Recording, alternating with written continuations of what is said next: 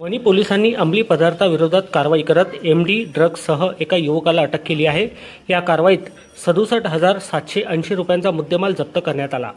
Wani police station येथे दाखल गुन्ह्यात तपास सुरू असताना अटकेत असलेल्या आरोपीकडून चौकशी करण्यात आली। चौकशी दरम्यान अक्षय उर्फ गोल माधव पेचे याचा या प्रकरणात सहभाग असल्याची माहिती समोर आली। गोपनीय माहितीच्या आधारे पोलिसांनी संशयिताचा शोध घेत त्याला ताब्यात घेतले।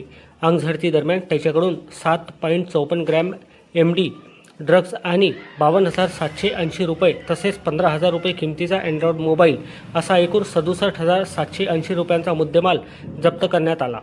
त्यानंतर आरोपीला अटक करण्यात आली। ही कारवाई पोलीस अधीक्षक कुमार चिंता, अप्पर पोलीस अधीक्षक अशोक थोरात आणि उपविभागीय पोलीस अधिकारी सुरेश ढवळे यांच्या मार्गदर्शनाखाली पोलीस निरीक्षक भानुदास पिदुरकर यांच्या नेतृत्वात पोलीस उपनिरीक्षक सुयोग महापुरे, पोलीस उपनिरीक्षक साजिद सय्यद तसेच पोलीस अंमलदार गणेश मोनेश्वर खंडाळे, नंदकुमार पुप्पलवार, निलेश आडे आणि श्याम राठोड यांनी पार पाडली।